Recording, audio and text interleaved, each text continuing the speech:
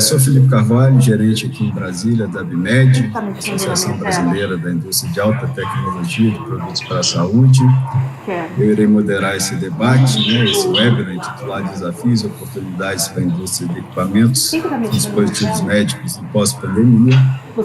Trata-se de um debate com esses 4 nomes, esses 4 especialistas, profundos conhecedores do complexo social da saúde brasileira, onde a gente visa, nesse momento, vislumbrar possíveis cenários, possíveis oportunidades, desafios que encontraremos aí para o setor de equipamentos e dispositivos médicos no pós-pandemia.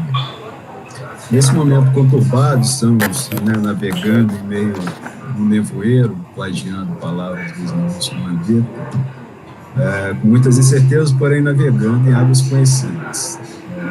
Atravessado as ondas da pandemia, estaremos em mares nunca antes navegados, pelo menos na história recente da humanidade, e isso é o que mais nos aflige.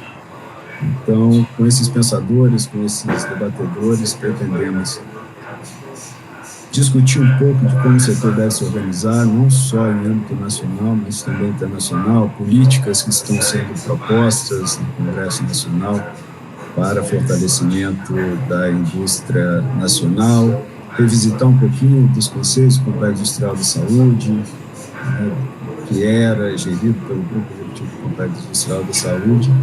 Nosso evento terá uma duração de 1h30 estimada, cada debatedor fará uma exposição de 15 minutos inicialmente, ao final nós teremos uma rodada de debates que os espectadores poderão nos mandar contribuições, perguntas pelo WhatsApp DDD 11 99554 1836. Esse é o primeiro evento de uma série de webinars que a ABIMED vai promover semanalmente, que abordará temas de interesse geral dos stakeholders do nosso setor, pensando em unirmos forças, em angariarmos pensamentos, opiniões, para que o setor se fortaleça no pós-pandemia. O setor foi tão importante durante toda essa crise e continua sendo. Eu vou passar a palavra agora ao nosso presidente executivo, Fernando Silveira Filho, que fará as boas-vindas em nome da nossa associação, mas antes disso gostaria de fazer a leitura da nossa declaração antitrust, o rito que nós adotamos em todas as reuniões da ABIMED. Como participantes dessa reunião da Associação Brasileira da Indústria de Alta Tecnologia e Produtos para a Saúde, deparamos com as restrições dos regulamentos antitrust. Assim, não discutiremos acordos ou ações que possam afetar a concorrência no setor de dispositivos médicos ou qualquer outro. Essa proibição inclui a troca de informações sobre preços, taxas, coberturas, práticas comerciais ou qualquer outro aspecto competitivo da conduta operacional das empresas que fazem parte da ABIMED. Qualquer participante fica obrigado a alertar caso identifique conduta contrária a essa declaração, com o objetivo de prevenir e evitar qualquer discussão dos temas anteriores. Por favor, Fernando. Obrigado, Felipe. Boa noite a todos. Gostaria de, uma vez mais, dar as boas-vindas a todos os internautas aí que estão nos acompanhando, aos participantes da nossa associação, e principalmente agradecer aí, dar as boas-vindas em especial aos nossos convidados, Carlos Gadelha, Igor Calvé, Rodrigo Silvestre e Eduardo Jorge, nomes que são reconhecidos e são referência dentro do nosso setor e em outras áreas de atividade que eles exercem, não só pelas suas trajetórias profissionais, mas também pela contribuição que trazem ao país em suas áreas de atividade. E eu gostaria de traçar aqui rapidamente um perfil sobre cada um deles. O Carlos Augusto Graboal Gadelha é doutor em Economia pelo Instituto de Economia da Universidade Federal do Rio de Janeiro, coordenador das ações de prospecção da presidência da Fiocruz. É também professor e pesquisador do Departamento de Administração e Planejamento em Saúde e coordenador do mestrado profissional em Política e Gestão de Ciência, Tecnologia, Inovação e Saúde da Escola Nacional de Saúde Pública Sérgio Arouca.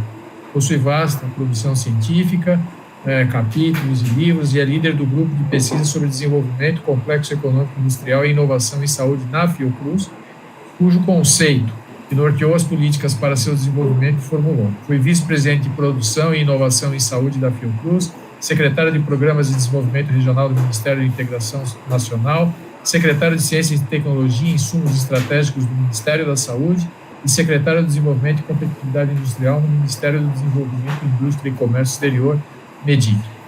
Igor Calvé, presidente da Agência Brasileira de Desenvolvimento Industrial, a BDI, foi secretário especial adjunto do Ministério da Economia e secretário de Desenvolvimento e Competitividade Industrial do Instinto do Ministério da Indústria, Comércio Exterior e Serviço, MEDIC. Também foi chefe de assessoria de assuntos regulatórios internacionais do Ministério da Saúde e analista de negócios e projetos da Agência Brasileira de Promoção de Exportações e Investimentos, Apex Brasil. Durante a carreira de servidor público federal, integrou diversas comissões e comitês governamentais e universidades. É doutorando e mestre em Ciência Política pela Universidade de Brasília. Rodrigo Silvestre, doutorando em Medicina pela Faculdade de Medicina da Universidade de São Paulo, no Departamento de Radiologia, mestre em Desenvolvimento Econômico pela Universidade Federal do Paraná, formado em Ciências Econômicas pela Universidade Estadual de Londrina e Engenharia de Controle e Automação na Faculdade de Tecnologia Tupi, em andamento. Atualmente é economista-chefe e proprietário da empresa Demon Planejamento e Controle Empresarial, foi diretor industrial do Instituto de Tecnologia do Paraná, Tecpar, e também diretor do Complexo Industrial e Inovação em Saúde, DECIS, na Secretaria de Ciência, Tecnologia e Insumos Estratégicos do Ministério da Saúde. As principais áreas de interesse e pesquisa são políticas industriais pautadas na inovação, desenvolvimento econômico, economia da saúde e saúde coletiva, teoria de controle inteligente e cooperação tecnológica internacional. Eduardo Jorge Valadares Oliveira possui graduação em Engenharia Elétrica pela Universidade de Alfenas, é mestre em Engenharia Biomédica e doutor em Engenharia Biomédica pela Universidade Estadual de Campinas. É professor do Núcleo de Tecnologias Estratégicas em Saúde da Universidade Estadual da Paraíba e professor visitante da Universidade da Califórnia em San Diego. Exerceu o cargo de coordenador da Infraestrutura Física e Tecnológica da Empresa Brasileira de Serviços Hospitalares, foi diretor de Administração e Infraestrutura da EBSRH-MEC. Exerceu o cargo de diretor do Departamento de Complexo Industrial e Inovação em Saúde na Secretaria de Ciência, Tecnologia e Insumos Estratégicos do Ministério da Saúde. Foi especialista em projetos de cooperação industrial da Agência Brasileira de Desenvolvimento Industrial, desenvolvendo atividades e projetos de cooperação técnica com a Alemanha e Suécia. Tem experiência na área de regulação em saúde, com ênfase em vigilância sanitária, atuando principalmente nos seguintes temas: inovação e transferência de tecnologias, engenharia clínica, engenharia biomédica, instrumentação biomédica, Anvisa, BPF, boas práticas de fabricação de produtos médicos, regulação de mercado, estabelecimentos de saúde, equipamentos médicos e manutenção de equipamentos médicos. Ou seja, um time de sonho. Então, é realmente um prazer muito grande tê-los aqui. Uma vez mais, boas-vindas. Agradeço a disposição dos senhores de estar conosco aqui hoje e passo a palavra ao Felipe para dar um encaminhamento.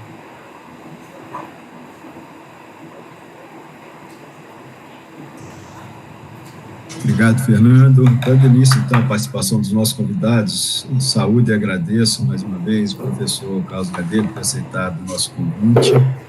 Professor, o senhor, que é um dos formuladores do conceito da estratégia de desenvolvimento do Complexo Industrial de Saúde, ao lado do ex-ministro José Gomes Temporão, na sua visão e à luz dos preceitos do Complexo Industrial de Saúde, como o setor, especialmente o setor de equipamentos e dispositivos médicos, poderá enfrentar as agruras deixadas por essa pandemia?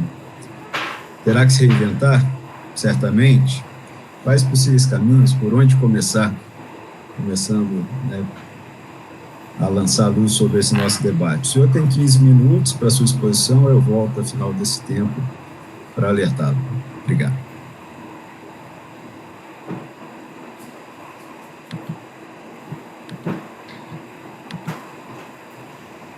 Bom, eu queria primeiro agradecer a ABMET, uma pessoa aqui do Fernando Silveira, o presidente, e do Felipe Carvalho. Uma honra participar aqui desse debate, e ainda mais acompanhado de colegas que muitas vezes estiveram juntos na implementação de uma estratégia, que eu vou dizer, era uma estratégia dos sonhos, mas que a gente vai retomar a estratégia dos sonhos, né?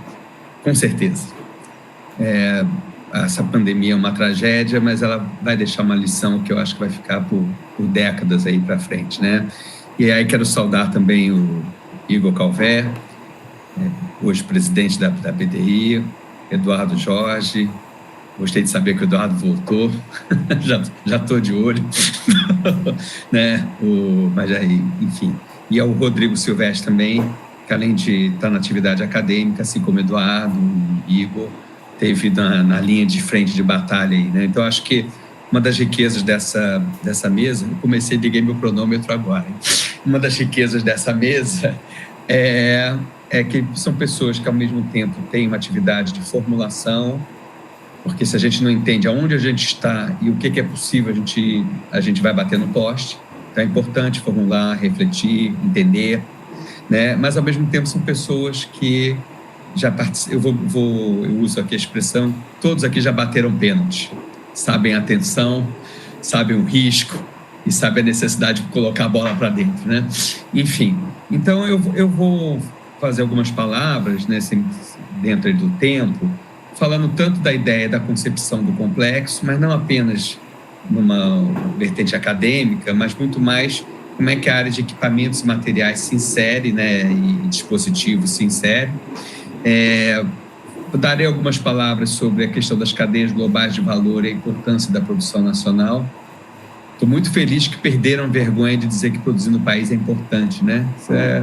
Precisou de uma pandemia e de mais de 50 mil mortes, mas há o reconhecimento, a hipótese foi comprovada, né? Digamos assim, do ponto de vista científico, né? Vou falar um pouco de políticas públicas e de perspectivas para o futuro, particularmente os desafios para a indústria de equipamentos e dispositivos e materiais, né? Obviamente, isso aqui, eu até tomo isso aqui como o início de um diálogo que pode continuar, para a gente poder aqui estabelecer uma agenda e ajudar numa agenda da própria associação, né? Por favor, me deixem saber se por acaso estou falando baixo ou qualquer problema de transmissão, tá? Bom, primeira questão que eu acho importante é caracterizar que a área de equipamentos e materiais ela está dentro de um sistema produtivo e de inovação e de um sistema econômico, né? Até hoje a gente está chamando esse nosso sistema, esse nosso bicho, né, do complexo econômico e industrial da saúde, né?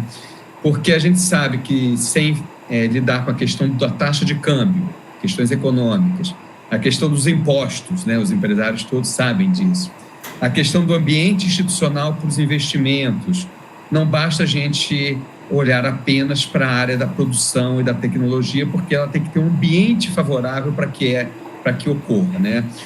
Eu digo, durante muito tempo, um câmbio que favorecia a importação, a maior taxa de juros do mundo em um ambiente institucional de incerteza, tudo conspirava a favor de um drive para importar mais do que produzir no país, né? Então, a primeira questão é de que a área de equipamentos e materiais ela se insere num mega sistema produtivo. Tudo que acham que é ruim, eu acho que é bom, né? Se gasta muito em saúde, né? 9% do PIB. Eu falei, olha, é um sistema produtivo que é dos mais importantes do mundo, né? Um assessor do ex-presidente americano, o presidente Obama, mencionava que um economista que não entende da saúde não vai entender 30% do PIB mais dinâmico do mundo. Então, a área de equipamentos e materiais está envolvida num setor de atividade, no sistema produtivo de inovação e no sistema econômico, que mobiliza quase o equivalente a toda a indústria manufatureira brasileira. Eu acho que isto muda toda a percepção de como a área deve ser tratada. Se a gente for olhar agora para a pandemia do Covid, isso mostra de muito claro, ou seja, isso não é só uma formulação teórica. Se a gente perguntar para quem está na ponta, para o cidadão, né, que está agora com o risco desta pandemia, isto envolve a atenção básica, aonde tem atenção básica mais estruturada, a letalidade, a prevenção está funcionando e as pessoas estão morrendo menos. A atenção básica envolve equipamentos para monitoramento do idoso, sistemas de informação. Não é aquela velha atenção básica do soro caseiro. A atenção básica do futuro é altamente intensiva em equipamentos e materiais. Envolve, eu só comecei pelo lado menos óbvio, que é o da atenção básica, mas envolve as unidades de tratamento intensivo. seja, a pessoa que evoluiu da atenção primária, que não conseguiu se proteger e que teve, pela sua situação individual, que entrar numa unidade de tratamento intensivo, ela vai precisar de ventiladores, monitores, válvulas, etc, etc, etc. Envolve toda a área de testes, né? Ou seja, do diagnóstico, que ao mesmo tempo é biológico e também envolve a área de equipamentos, né? Todo o campo do futuro que a gente está apostando, no futuro próximo, das novas vacinas e dos novos medicamentos, também está envolvido. Então, para o tratamento de uma pandemia, de uma doença, olha só, eu estou mobilizando o sistema produtivo. Isto não é uma formulação teórica. Eu não lido com o enfrentamento da pandemia do Covid sem mobilizar um sistema de produção e de inovação que envolve atenção primária, atenção especializada, produção de equipamentos e materiais, medicamentos, vacinas e testes para diagnóstico. E eu digo, se qualquer elo deste sistema produtivo falha, o sistema desaba. Se eu não tenho ventilador, desaba o sistema. Se eu tenho uma atenção básica mal organizada, eu vou ter uma tensão na internação desnecessária muitas vezes e na ponta do sistema, onde muitas vezes os casos já são irreversíveis. Se eu não tiver capacidade de produção da futura vacina e dos novos tratamentos, também desaba o sistema. Então, a gente está falando de um sistema produtivo que envolve indústria e serviços e que não se restringe a uma doença. Eu vou dizer, chega da gente, eu queria falar para os colegas da ABMED, gente, não vamos fazer prospecção olhando para o retrovisor. Daqui a um ano todo mundo vai saber fazer ventilador, daqui a um ano vai ser outra pandemia e são outros produtos. Vamos fazer prospecção dizendo que a gente tem que montar um sistema produtivo e tecnológico. E aí eu vou provocar aqui muita gente que fala da gente fazer projetos pilotos específicos. Eu digo, tem que ser ambicioso. E a ABMED, eu acho que tem, né? E a área de equipamentos e materiais, entre outras associações da área também, tem um papel muito destacado. Por exemplo, na área do coronavírus. As pessoas que podem ter problemas cardíacos quando são internadas. Eu sou economista, mas eu trabalho na área da saúde a minha vida toda. Então, consigo dar alguns bons exemplos. A questão dos tratamentos, do problema que ocorre e que você tem que fazer hemodiálise, né, em quem está no coronavírus. Quem é diabético tem mais risco. Então, eu também não estou movendo um sistema que pode se reduzir ao coronavírus. Ou se eu quebro o meu sistema de internação pelo coronavírus, eu vou começar a ter gente morrendo de câncer que não tem cirurgia. E com os equipamentos necessários. Então, eu estou lidando com o sistema, é isso que eu quero chamar a atenção. E eu vou brincar, eu queria que tivesse associação da área farmacêutica para poder provocar. A área de equipamentos, não cometam o erro que a área farmacêutica comete. A área farmacêutica, ela se insula muitas vezes e volta a falar, talvez por ser o setor industrial de maior peso, né, que tem mais voz tradicional, política industrial, quando renasceu para a área farmacêutica. Mas eu vou dizer, antes de tudo, o diálogo é com a saúde. Né? Como é que a área de equipamentos e materiais está dialogando com o sistema produtivo da saúde e ela é parte vital disso. Então, é muito importante como é que o equipamento e os dispositivos dialogam com a atenção básica, com a atenção especializada, dialogam com a prevenção, com a promoção. Meu último ponto que eu vou, se não aqui os colegas, eu estou olhando aqui o Igor, o próprio Eduardo, eu vou falar da Revolução 4.0, para mim é a grande oportunidade para entrar na área de equipamentos e materiais. Não vou deixar essa bola só para eles, não, estou brincando aqui, né? Mas eu anuncio e eu levanto e eles chutam para o gol, né? Mas, enfim. Então, a segunda questão que eu quero mencionar, então, primeiro, né? Eu acho que é ter estratégia para este segmento, mas com o olhar do sistema produtivo de saúde e do sistema de saúde, que é onde está o mercado e é onde está a interdependência que será necessária, né? Como é que a gente trabalha puxando áreas que são complementares e que, se não estiverem presentes, por exemplo, se eu tiver produção industrial e o serviço mal organizado, meu mercado não vai existir. Então, eu tenho que ter esse diálogo permanente indústria e serviço. A segunda questão é que me foi perguntada aqui pelo Felipe, né, das cadeias globais de valor. Elas implodiram, né? A pandemia implodiu as cadeias globais de valor e mostrou, né, não uma política velha, dinossáurica, obsoleta, né, todos os adjetivos, aliás, que taxavam de um modo injusto quem formulou uma política moderna, atinada com os desafios da sociedade, não política apenas para defender e proteger setor, isso é velho, isso né? Mas, ou seja, o desafio da sociedade, que é a saúde, ficou muito claro que quem não sabe produzir, não sabe sequer comprar. É uma vergonha. A gente compra respirador que não é utilizado, né? Ou seja, então, eu acho que é importante, até para a própria associação, que eu sei que tem importadores, que tem... Ninguém aqui tem uma visão, como é que é limitada. Lógico que nós vamos importar produtos, mas nós temos que saber fazer, e de preferência saber fazer o ouro, né? Saber fazer o que tem conhecimento, o que tem tecnologia, como é que a gente monta. Porque na hora do aperto, eu vou dar um exemplo, a Fundação Oswaldo Cruz, ela aumentou a sua produção de teste de 1.000 para 2 milhões. É isso mesmo, de 1.000. Por quê? Porque sabia fazer. Podia importar, mas sabia fazer. Então, saber fazer é crucial. Não é assim, eu fazia automóvel, agora eu vou fazer respirador. Eu fazia banana, agora eu vou fazer respirador. Eu fazia soja, agora eu vou fazer respirador. Não é assim. Porque meus amigos engenheiros, viu, Eduardo, me ensinam que não é um bicho que joga ar para dentro e tira o ar de dentro. É muito mais sofisticado. Tem instrumentos de monitoramento, válvula, ou seja, não é para qualquer um. Tem aprendizado e tem trajetória tecnológica. E eu acho que a situação do presente, ela escancarou que a gente tem que saber produzir as coisas de modo inteligente para se posicionar bem nas cadeias globais de valor, e não para a gente ser um embalador de produto apenas, né? Num país que tem o maior sistema universal do mundo. Isso eu queria mencionar. Em termos de população, é o maior sistema. Então, se eu estivesse falando de um pequeno país, da Bélgica, vamos lá, ou do Chile, tudo bem, você tem que se especializar, faz salmão e faz cobre. Eu estou falando de um país que tem 210 milhões de pessoas, o maior sistema universal do mundo, e que a sua demanda interfere na oferta global. E se eu não tiver oferta para o país, eu quebro minhas ações de saúde, né? Então, é importante dizer que eu acho que esta agenda recente, ela coloca com força que a gente tem que retomar a perspectiva e retomar avançando, não é retomar, éramos felizes não sabendo, a gente pode avançar numa agenda para o desenvolvimento da área desse sistema produtivo que alia a dimensão social, a dimensão de inovação e a dimensão tecnológica. Eu queria mencionar que a gente tem que reconstruir os instrumentos de Estado. O grupo executivo do Complexo Industrial da Saúde, que congregava 14 ministérios e agendas, gente, vocês conseguem imaginar como é que a gente enfrenta uma pandemia dessa? Era com 14 ministérios, agências, instituições na mesa. O grupo foi extinto em 2017. Foi extinto o departamento do Complexo Econômico Industrial da Saúde. Foi extinta a coordenação do ventilador, não é? A coordenação do equipamento foi extinta. Foi extinta.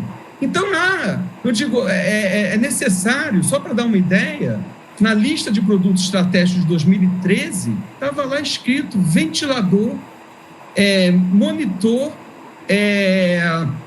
e equipamentos para... Já eu pego aqui para vocês, para tomografia.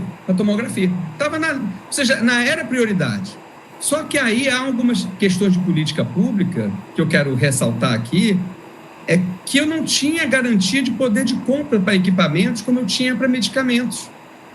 Então, é fundamental para você poder estimular, isso é outra coisa que eu queria falar até com meus colegas economistas. Todos agora descobriram que o complexo da saúde é importante. Mas ninguém acha que o governo tem que garantir mercado para a saúde. E se eu não garanto mercado, eu não tenho inovação. Eu tenho que ter um horizonte de mercado para poder fazer inovação. Agora, se eu tenho um horizonte de mercado, eu também vou falar que os empresários talvez não gostem de ouvir, né? É uma brincadeira que pode ser que eu estou polemizando. Se eu tenho um horizonte de mercado, eu posso fazer preço menor. Eu posso não ter gasto com marketing e comercialização. Eu posso ajudar a aumentar acesso, porque eu sei que, olha, se eu começar a produzir, eu vou ter um horizonte de mercado de 5 a 10 anos. Então, é muito importante, né, que a gente tenha presente que esta agenda recoloca uma questão de articulação, de fortalecimento, ao mesmo tempo, dos instrumentos de política pública e do setor produtivo. Nós não temos aquela escolha infeliz do cardápio, que você chega no restaurante e fala, eu quero mais Estado ou eu quero mais mercado. Desculpa, na área da saúde, todos os países, a Alemanha lançou agora um programa para o complexo. Os Estados Unidos estão colocando para a saúde o mesmo marco regulatório e legal que tem para a defesa. Todos estão fazendo isso. Eu não estou falando de economias subdesenvolvidas ou em desenvolvimento. Estou falando de economias que estão na fronteira tecnológica. Então, é importante que a gente volte a ter os instrumentos, por exemplo, tributação, que favoreça a importação de produtos, é um escandaloso. Isso não existe no mundo. Né? Então, acho que é horizonte de mercado. O uso do poder de compra, ele adquire um caráter, ou seja, o SUS é um patrimônio brasileiro que pode garantir mercado para produtos estratégicos. Criticavam que no período até recente, né, ou, enfim, 2015, tinha mais de 100 parcerias para o desenvolvimento produtivo. Não havia foco, não havia seleção apenas para... Eu vou dizer, se a gente está lidando com um sistema produtivo dessa envergadura, a gente tem que ter 1000 projetos. Eu acho, ou seja, a gente ficou muito evidente nesta crise que a gente tem que atuar na ponta da inovação, mas a gente tem que ter musculatura. E vamos aprender com a farmacêutica. A farmacêutica, ela começou a dar a volta quando ela começou a produzir genéricos e ganhou musculatura para começar a tentar entrar na inovação. Então, a gente está lidando com um sistema produtivo e, ao mesmo tempo, com um novo mecanismo de política pública que permita fazer avaliação, monitoramento e não é reserva de mercado para que as pessoas e os empresários fiquem tranquilos. É garantia de mercado, é encomenda tecnológica. Aliás, PDP é um instrumento de encomenda tecnológica. Não acreditem que não é, porque é um instrumento de encomenda tecnológica para internalizar produção no Brasil, para depois avançar para a inovação, para viabilizar musculatura industrial. Se não tem indústria, se não tem empresa, não tem musculatura para fazer inovação. E, ao mesmo tempo, a gente está no contexto onde a inovação se coloca como elemento central. Como eu estou vendo que o meu tempo já está avançando, eu só quero passar mais uma mensagem importante aqui para todas as senhoras e senhores, né? A área de equipamentos e materiais, e dispositivos e materiais, ela, por natureza, ela tem que dialogar com serviços. Quando eu vou numa feira hospitalar, está lá a área de serviços, está lá a área de equipamentos, a área farmacêutica não tem aparecido tanto, não aparece tanto. Então, ela é uma área que, naturalmente, ela já tem essa perspectiva do diálogo com serviços. Né? Eu acho que isso deve ser radicalizado. E a 4ª revolução tecnológica coloca um desafio e uma oportunidade imensa para a área de equipamentos e materiais. Porque a ideia da digitalização, ela passa por equipamentos, por materiais e por dispositivos que podem ser usados em todo o complexo econômico e industrial da saúde. Ou seja, a bola está quicando, mas está quicando para aqueles que queiram correr risco e entrar numa estratégia de inovação. E acho que a área de equipamentos e materiais pode ser uma das seivas, né, que possam irrigar o sistema produtivo e tecnológico da saúde com inovação, permitindo o país entrar na 4ª revolução tecnológica industrial. Eu acho que aí é importante para a ABIMED, e eu queria chamar a atenção, a sociedade não está preocupada com equipamento e material, ela está preocupada com saúde. Então, eu acho que é a gente começar a mudar o drive da nossa própria narrativa. Como é que a gente vai se mover para resolver problemas de prevenção, monitoramento de idoso com equipamentos e materiais que devem ficar em casa na atenção primária? Como é que a gente vai poder prever e fazer testes para que as pessoas, por exemplo, no âmbito do coronavírus, a gente consiga nortear e planejar ações públicas que sejam eficientes e eficazes? Então, colocar a narrativa e a dimensão da saúde, eu não peço que seja por amor, mas é por uma questão seguinte: a gente consegue mobilizar a sociedade para mudar a legislação de compra, para mexer na carga tributária, para garantir mercado público, se a gente mostra o nosso valor e o valor da produção de equipamentos e materiais para a sociedade, que não é um valor intrínseco apenas para as empresas e para o setor que trabalha na área.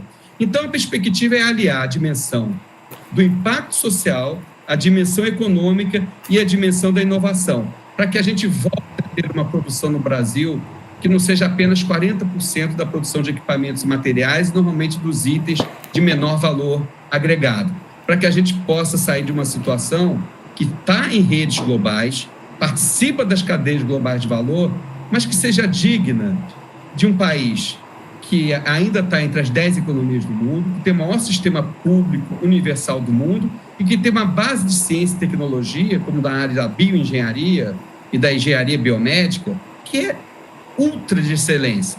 E a gente tem que aproveitar e dar emprego para essas pessoas, para gerar inovação. Um pouco são essas palavras, eu passei um pouquinho aqui do tempo, mas não muito.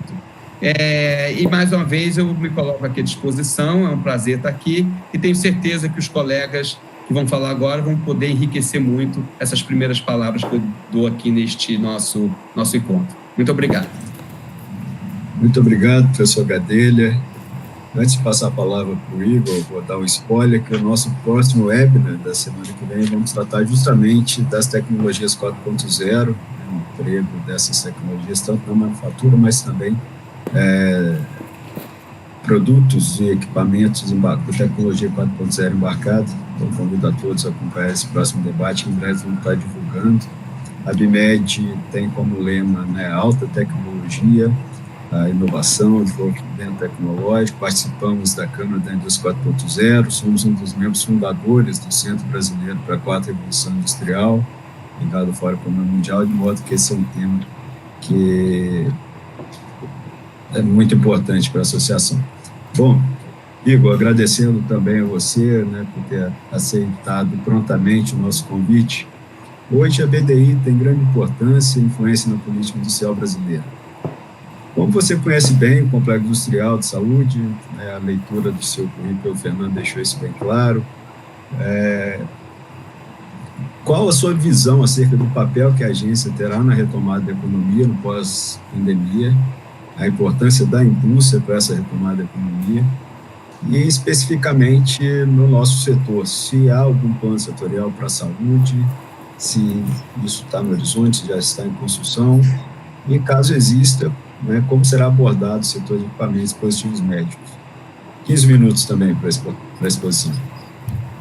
Obrigado, Felipe. Queria agradecer também ao Fernando aqui por nos ter convidado, a ABMED, e agradecer aos meus colegas, que felizmente não são os colegas que conheci ontem, e nem hoje, Aliás, o Gadelha, eu sempre menciono, sempre nos falamos, ele continua meu chefe, uma vez chefe, sempre falo isso para ele, e tenho aprendido muito com essa turma que está aqui, com o Rodrigo, que depois nos sucedeu lá no Ministério da Saúde, o próprio Eduardo, enfim, todos eles eu aprendi muito, e hoje talvez eu seja o Fernando, você falou em grandes especialistas, o menos especialista aqui dessa trinca a que eu mencionei. Mas eu vou falar aqui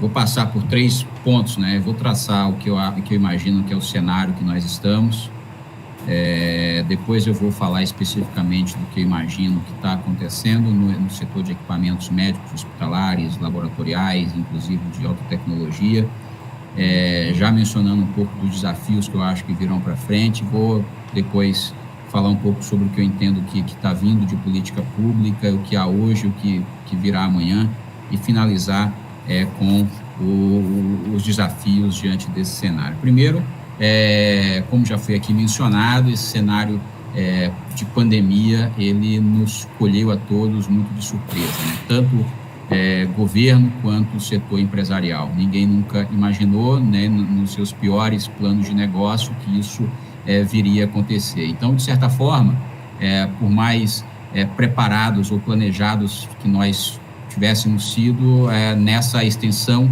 nessa profundidade, nesse cumprimento, ninguém imaginou o que aconteceria. Então, isso também exige de nós, num primeiro momento, uma resiliência muito grande, instituições públicas e privadas para lidar com isso, e muita cabeça fria para lidar, porque, afinal de contas, isso agora exige de nós uma pressa muito grande, mas uma pressa, eu acho que ordenada, até para a gente saber onde nós queremos chegar depois de tudo isso. Óbvio que hoje, à exceção da indústria de equipamentos, em muitos casos, e da indústria farmacêutica, todos os outros setores, indistintamente, é isso que eu tenho visto, eles estão numa corrida para sobrevivência, porque não sabem nem onde vão chegar, porque eles querem apenas sobreviver no pós-pandemia. As relações de consumo estão mudando drasticamente, os modelos de negócio mudando também drasticamente. Então, todo mundo está querendo sobreviver nesse cenário. Eu estou dizendo que a indústria de equipamentos não quer sobreviver, eu estou dizendo que tem um norte, porque o norte especificamente é um problema de saúde hoje, esse problema sanitário que nós enfrentamos tem uma segunda derivada, que é o problema econômico que já está em curso. E esses dois se retroalimentam muito fortemente. E felizmente, já se começa a falar no cenário de recuperação. Já vi muitos estudos, né, falando sobre uma recuperação em U, outros falam uma recuperação em V, outros colocam num gráfico uma recuperação em W, que é uma curva, que não é uma curva, né, W, você vai e volta, enfim. Mas é só para mostrar, talvez, a complexidade do que é, inclusive, se imaginar uma recuperação. Se ela vai se dar de forma mais longa, mais curta, o fato é, essa recuperação vai ter que chegar, e aí eu acho que a questão é como nós tornamos mais tranquila essa recuperação, né? Para dois vetores em especial. Primeiro, e mais importante, para a população, tá? Os trabalhadores, para o bem-estar da sociedade, e depois para as empresas, que também não são a parte desse processo, mas assim, empregam essas pessoas e fornecem produtos, bens e serviços a essa mesma população que está sofrendo. Ou seja, essa conexão, né, empresa e cidadãos, ela precisa estar muito clara, e a retomada, ela não se dá apenas numa retomada das empresas, ela está também com a retomada, eu acho, do bem-estar da população. O Gadelha pintou um quadro muito interessante. Olha, o câmbio, né, quando a gente estava vendo, o câmbio hoje ele é muito propício, eu diria até para as nossas exportações. Acontece o seguinte, ele é propício para a gente exportar, não é propício para importar, só que a gente não tem o que fazer, ou não tem capacidade produtiva interna, né, para produzir o que a gente hoje mais necessita. Umas semanas atrás, e eu acho que disso o Gadelha vai gostar, eu estava conversando com o Timoli, né, secretário executivo da CEPAL, e o Timoli me falou uma coisa que ficou muito marcada para mim.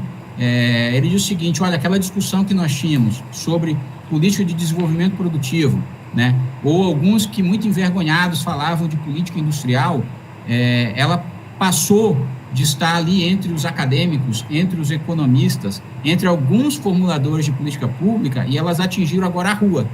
As pessoas agora começam a se perguntar: por que meu país não produz uma máscara? Por que meu país não produz um ventilador pulmonar? E essa discussão, de fato, acontece, né? Eu tenho visto muitas pessoas nos procurando, mas onde eu posso comprar um ventilador? Municípios me preocupando, onde é que eu posso comprar máscara? Onde eu posso comprar?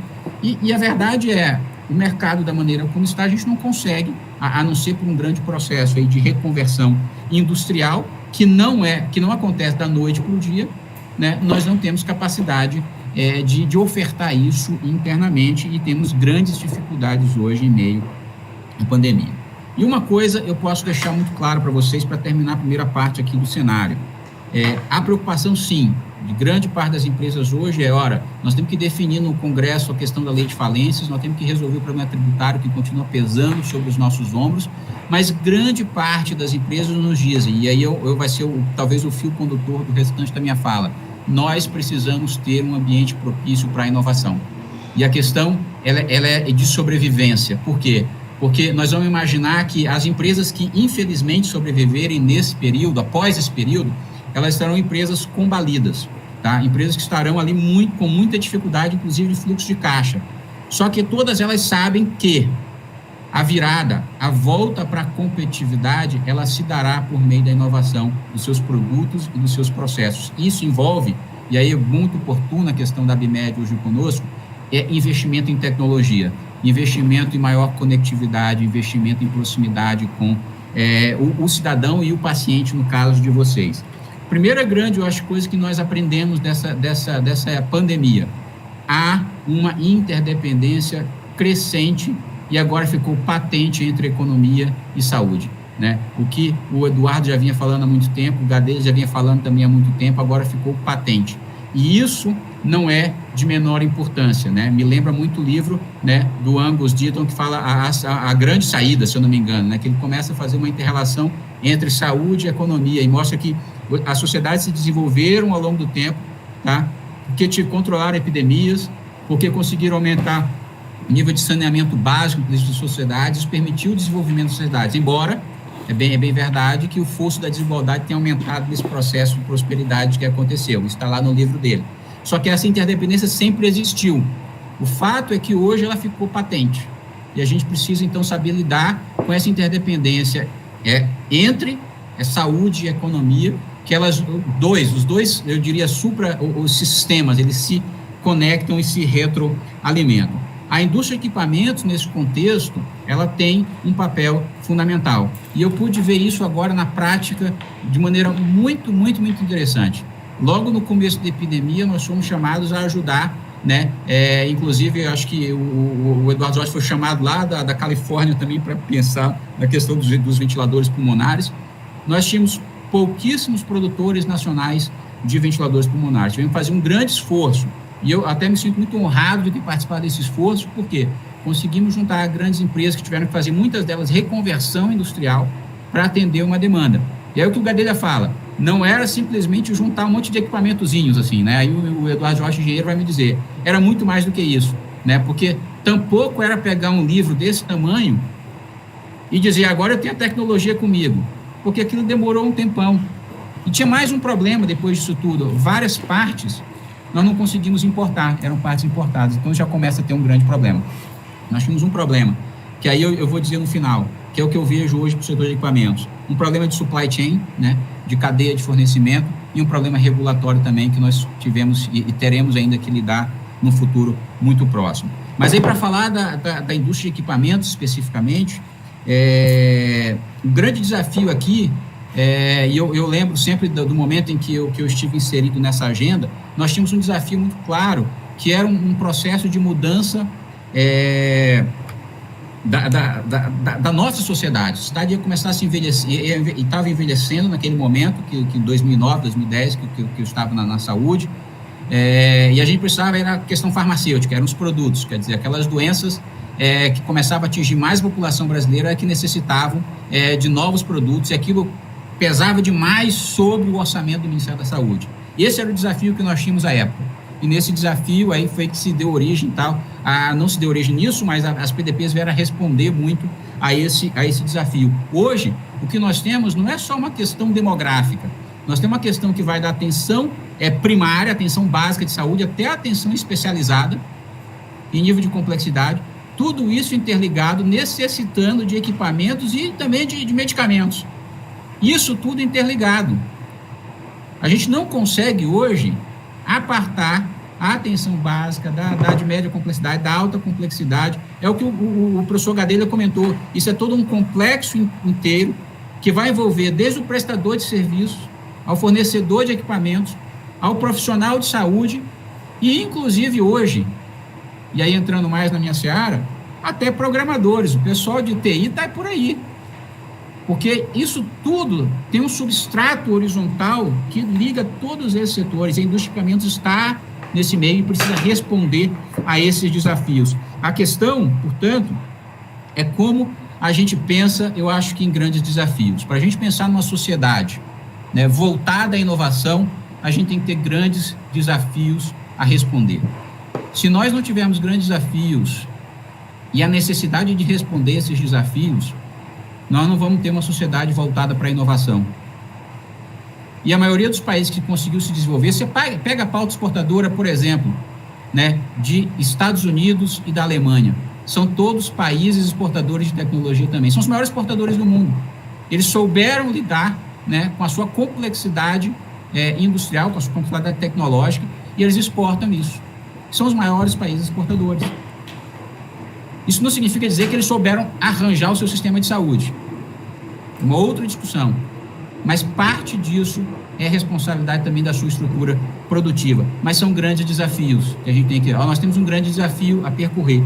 E isso me leva, por exemplo, a uma coisa que a agência recentemente... Agora, né, saiu ontem um resultado, nós fizemos um edital na BDI para fomentar soluções inovadoras em comunidades carentes para o enfrentamento da pandemia de Covid. E o projeto vencedor é o projeto que traz soluções para teste diagnóstico rápido, Eduardo, para pacientes assintomáticos. Você veja o desafio que nós temos, porque a retomada da economia vai se dar com as empresas tendo que colocar o pessoal dentro da linha de produção. Então, você começa a medir temperatura. Não, você está com problema, está com sintoma, sim ou não. Se tiver, você fica lá em quarentena. Eles desenvolveram uma solução que é para testar assintomático, ou seja, você reduz ainda mais a possibilidade de contágio. Foi a empresa que ganhou agora o nosso edital ontem, que saiu o resultado. Veja que isso é uma inovação, mas ela foi gerida, ela por um grande problema que nós temos. A necessidade de termos um grande problema gerou uma inovação. E agora o nosso problema é como a gente vai dar escala a isso em nível nacional. Eu acho que essa é a dimensão que está faltando para a gente, para conectar o que o professor Gadelha comentava, que é o grande desafio. Nós temos um grande desafio e gerir isso, tá? Para instruir setor público, setor privado na resolução do problema. E a gente tem uma sociedade que vira uma sociedade de inovação. Hoje, né, e eu estou aqui já falando há 12 minutos, prometo que tem mais 3 só e aí termino. O que nós temos de política pública para a inovação, de ferramentas para a inovação, eu diria que quase nenhum país tem. É muita coisa. Mas aqui na BDI eu costumo utilizar uma teia que mostra assim, a complexidade e a miríade de instituições no Brasil que lidam com inovação. E sabe qual é o grande problema disso? Que eu acho que é o grande problema, inclusive, dos governos, é a extrema descoordenação que existe entre os instrumentos. Então, você tem a BDI, e eu estou com um grande esforço de coordenar recursos e alocação de recursos para a inovação, mas você tem, por exemplo, a FINEP, que, inclusive, recentemente lançou, agora na semana passada, um edital de 50 milhões de reais para, entre eles, saúde, que eles estão chamando de saúde 4.0. Um belo edital. Aí tem a Embrapi.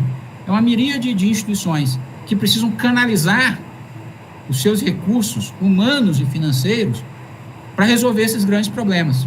E o que a gente tem no Brasil, na verdade, é uma descoordenação institucional. Espaços como o GCIS, por exemplo, que ajudavam a ter esse processo de coordenação, eles hoje são existentes. Então, é o que a gente precisa percorrer, esse desafio também de coordenação institucional no âmbito público. E no âmbito privado, né, há uma necessidade muito grande também, porque é óbvio que a lógica privada é a lógica de aumentar espaço de mercado, market share, lucro. Isso movimenta o sistema, isso é muito bom. Mas hoje, a empresa dificilmente ela consegue fazer alguma coisa sozinha sem se conectar, ou com o público, ou com o privado, ou com outras empresas, em projetos comuns. Então, há um processo, acho que muito novo, até de a gente repensar os nossos modelos de negócio. Isso eu falo para o setor privado, para a indústria de equipamentos. Se a gente quiser seguir, repensar os nossos modelos de negócio. E, particularmente, eu acho que o que vem pela frente, em termos de política pública, né, é uma coisa que estava lá, na PNITS, inclusive, na Política Nacional de Inovação Tecnológica em Saúde, as encomendas tecnológicas, que o Gadelha fez referência, que a PDP são encomendas tecnológicas.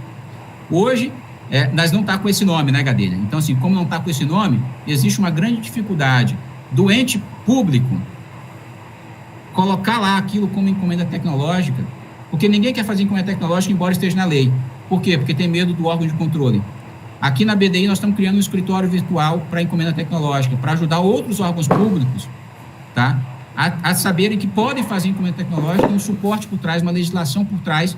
Nós estamos junto, inclusive, com o TCU nessa conversa. Por quê? Porque essa visão que eu estou trazendo de grande problema, ela é amparada hoje na legislação, muito por essa questão da encomenda tecnológica. Então, eu acho que, com a visão de grande desafio que eu estou trazendo, com a visão de encomenda tecnológica que já é respaldada pela lei, a gente consegue retomar essa agenda de desenvolvimento produtivo e de políticas públicas. E, para acabar, o que eu entendo como desafio para o setor de equipamentos médicos, inclusive e, sobretudo, geotecnologia?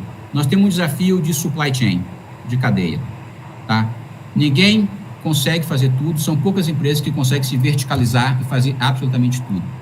A questão que tem acontecendo hoje, que eu acho que vai prevalecer no pós-pandemia, é o famoso nearshoring, né? As empresas vão ter, e os países vão ter que pegar o seu supply chain, vai ter que ficar mais perto. Pode até ser que não seja no Brasil, mas eu acho que vai diminuir muito a dependência que a gente vai ter da China, que a gente tem da Índia, e essa dependência ela parte de ser muito mais aqui próxima.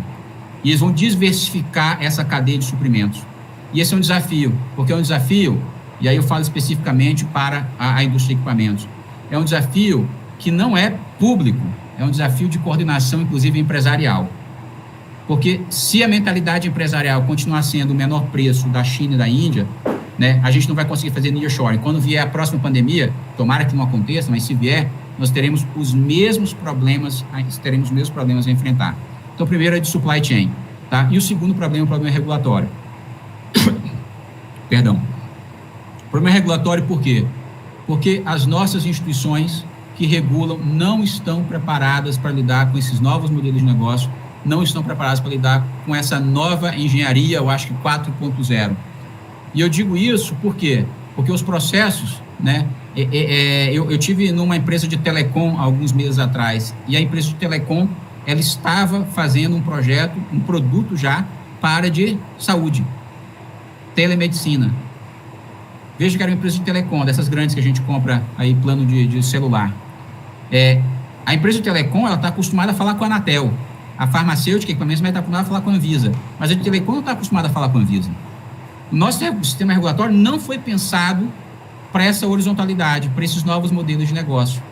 E eu acho que aí tem um segundo desafio, que é a indústria de equipamentos precisa pensar muito, porque a indústria de equipamentos, inclusive de alta tecnologia, vai estar vinculado também com as telecoms, vai estar vinculado aí com computação em nuvem, vai estar vinculado com inteligência artificial.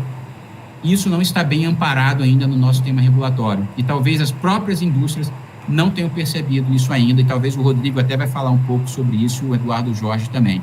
Então, eu fico com esses dois últimos grandes desafios, o supply chain e a questão regulatória que nós teremos pela frente.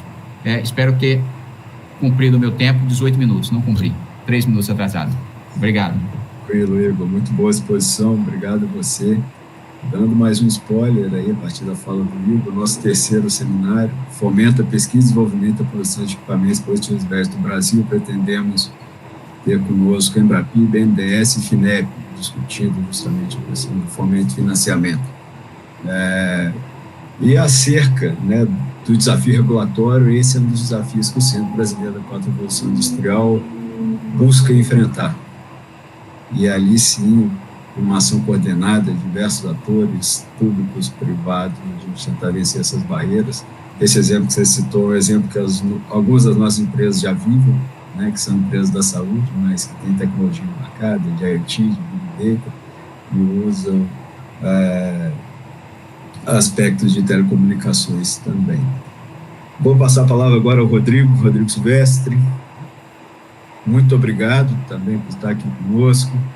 Rodrigo, na sua gestão à frente do DECIS, foi promulgado o decreto 92, decreto presidencial 245, de 2017, que instituiu a PNITS, que o Igor acabou de citar para a gente, Política Nacional de Inovação Tecnológica em Saúde. O que faltou para essa política ser implementada, de fato, e ser levada a cabo? Como o país poderia se beneficiar da política no momento atual e mesmo no momento futuro, né? A gente está tratando do futuro, pós-pandemia, de lucubrar como vai ser esse futuro, se é possível, e de seus instrumentos estratégicos para favorecer a retomada da economia nesse pós-pandemia, bem como para fortalecer o sistema único de saúde como um todo, lembrando que o SUS não é somente a vertente pública, né? 15 minutos, Rodrigo, por favor.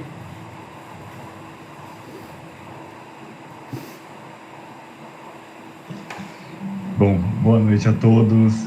Fernando, prazer receber o convite da BIMED. Felipe é um parceiro de muito tempo.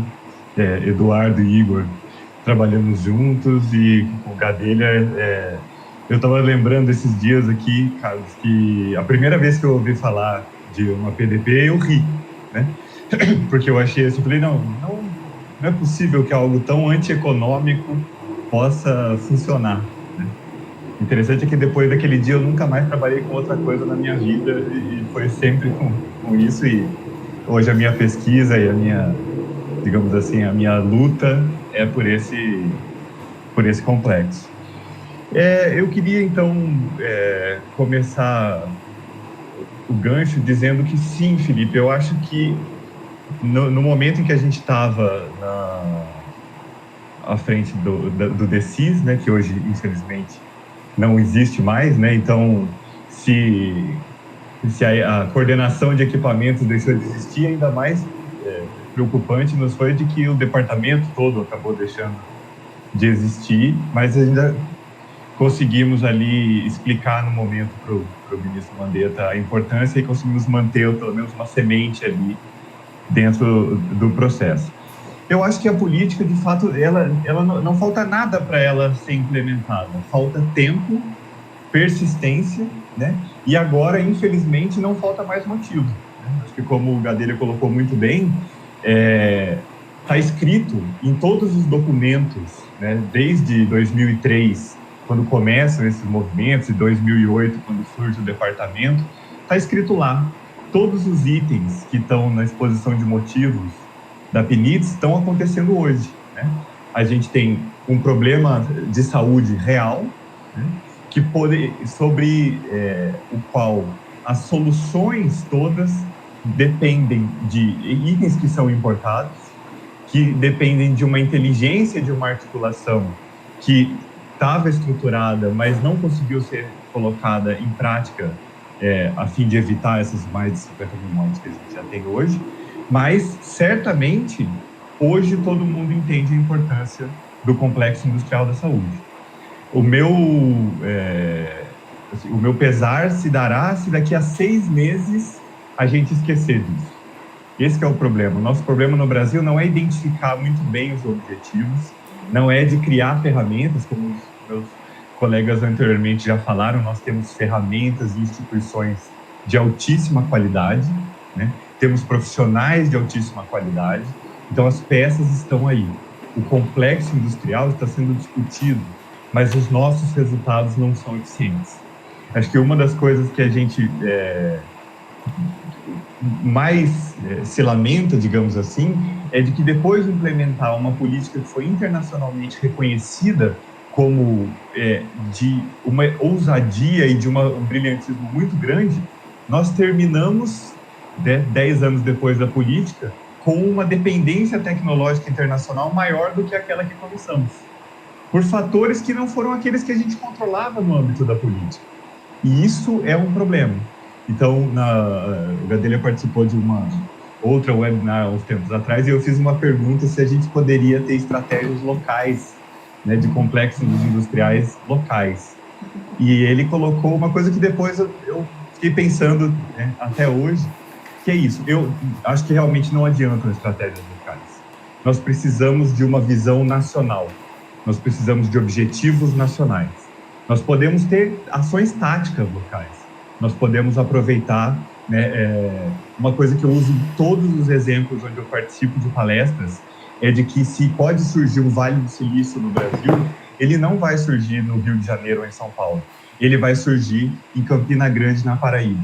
Porque se você vai olhar lá o que o NUTS está fazendo, né, o que o CertBio está fazendo, aquilo ali é o germe do que nós temos hoje de uma indústria 4.0, de coisas que são altamente relevantes e de valor agregado, mas que a gente não consegue fazer com que ganhe escala, né?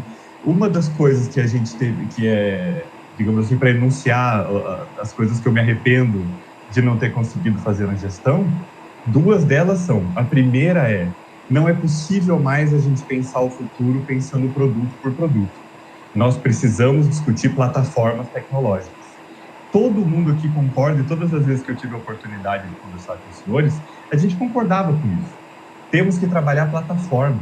Não me interessa saber fazer trastuzumab, me interessa saber fazer anticorpos monoclonais, né? Porque hoje, se eu precisasse de um anticorpo monoclonal para tratar a Covid, eu poderia produzir com uma reorganização produtiva que faz sentido, na verdade. Se eu precisasse produzir ventiladores, como foi o caso, não basta só eu querer pegar uma indústria de outro setor e querer que ela produza. Ela precisa ter as competências, né, para que ela possa se reposicionar. Então, esse tipo de estratégia, ele tem que ser uma estratégia de longo prazo, né? Essas 2 coisas eu não consegui mexer. Por incrível que pareça, a gente começou com uma estratégia de discutir. No meu primeiro discurso para os laboratórios oficiais, eu falei de plataforma. Foi na minha primeira reunião do GSIS, também falei de plataforma, mas eu não consegui implementar. Depois a gente acabou, pela dinâmica do próprio Ministério, recuperando um pouco esse trabalho sobre os produtos, e foi o que foi possível, né? A outra coisa que eu lamentei foi que eu desde o primeiro momento, eu quis dar o mesmo nível de atenção para produtos para a saúde e para a indústria farmacêutica. Porque eu acho que os produtos para a saúde, eles têm uma característica muito positiva para o território nacional. Eles são intensivos ainda em empresas de pequeno porte. Você consegue fazer uma engenharia reversa ou uma nacionalização de um produto de uma maneira relativamente mais simples. Claro, vão haver gargalos, né? A produção de semicondutores de alta complexidade, produções como foi tentado no Brasil com indústrias de semicondutores, isso talvez a gente não consiga internalizar. Isso talvez, como o Igor colocou, alguns itens a gente talvez tenha dificuldade de trazer para muito próximo na sua cadeia de produção. Mas outros que são estratégicos, não, esses a gente consegue trazer, né? A gente não pode depender do conhecimento externo. Esse que é o principal gargalo. Se hoje nós tivéssemos posicionamento de que os produtos fabricados na China fossem fabricados com a nossa tecnologia, quando a gente fosse fazer o retrofit ou o reposicionamento das indústrias para o Brasil, seria muito mais fácil. Hoje, basicamente, a gente não tem a capacidade de fazer isso, porque os principais ativos não foram internalizados. Mas eu acho que eles estão sendo internalizados. Eu sou, como o Zygmunt Bauman diz, eu sou um pessimista no curto prazo e um otimista no longo prazo, né? Eu acho que a gente sempre vive no setor de saúde uma crise momentânea. A gente que já passou pelo Ministério sabe que toda sexta-feira é dia de alguma crise que vai estourar, né? Só que a gente sobrevive a elas. A gente sobrevive a elas porque existe um trabalho permanente sendo feito lá dentro. E que, às vezes, mesmo que a gente mude de chapéu, esse trabalho está colocando cada vez mais um tijolo no processo. Então, eu estava lá quando a PNIDS foi proposta, mas eu não escrevi uma letra daquela legislação. Ela foi basicamente a sistematização de tudo que tinha sido feito antes, pelo Eduardo, pelo Carlos, pelo Igor, por todos que passaram por ali, né? Então, o que eu acho que a gente tem que fazer, pegando o gancho aqui do que fazer para o pós-pandemia? Eu não tenho dúvida que haverá um pós-pandemia, né? Nós temos, numa visão de longo prazo, características dessa doença que são basicamente gerenciáveis. Vejam, os países que foram mais bem-sucedidos no combate à Covid, nenhum deles colocou uma inovação para fazer essa solução. Ele basicamente fez isso com gestão, com inteligência e com uma coisa que o Gadelha colocou lá no começo, que é muito importante, com um cuidado e uma atenção de saúde, né? Não há nenhuma dúvida da importância da economia para o país, para a retomada, ainda mais no Brasil, que já estava sofrendo tanto, né? Desde 2013, aí, com a mudança do ciclo econômico. Mas a gente precisa de uma agenda. Essa agenda, ela prevê algumas coisas que são decisões nacionais, né? Que tipo de modelo de saúde? Acho que, infelizmente, a gente não precisa mais argumentar que um modelo de saúde universal tem um resultado eficiente, né? Circulou muito anteontem nas mídias os gráficos comparando o ciclo de evolução da Europa, da Covid, com o ciclo americano. Então, você vê que, de certa forma, os lugares onde há um sistema de suporte universal de saúde, claro que com gradações diferentes, você tem um resultado melhor, né? Mas você precisa decidir. A outra coisa, que essa é muito cara para mim, e é uma das coisas que eu discutia com o meu professor Fábio Scatolin no início do mestrado, há uns 10 ou 12 anos atrás, que era... Ele falava assim, o Brasil vive uma desindustrialização profunda. E eu falava para ele, não, a gente não vive uma desindustrialização, a gente vive uma migração da indústria clássica para uma indústria ligada ao serviço, que hoje a gente chama de indústria 4.0, né? Ela é uma indústria em que o produto é um prestador de serviço, né? O equipamento, o respirador, não interessa como respirador, ele interessa quando ele está provendo o serviço do paciente poder respirar, né? Então, esta visão, eu estava completamente enganado, né? Embora a gente tenha implementado todas as ações em que o Brasil estava vendo que a gente precisava mudar para uma indústria de alto valor agregado, de produção nacional e com soberania, infelizmente nós resultamos, depois desses anos, numa indústria que não conseguiu incorporar os componentes tecnológicos críticos, conseguiu produzir, sim, empresários que produzem uma boa taxa de lucro, que produzem em determinados momentos emprego, imposto. Então, a gente tem uma economia forte, mas a gente tem uma economia muito dependente externamente. Então, a gente precisa, sim, que alguém, né, em nível federal e dos governos, diga claramente que a gente quer ter indústria. Né? A gente não diz tão fortemente que a gente quer ter agronegócio, e, portanto, o agronegócio brasileiro é um exemplo internacional, desenvolve tecnologia, é produtivo. Então, a gente precisa dizer que a gente quer ter indústria aqui no Brasil. Né? Isso é o primeiro passo.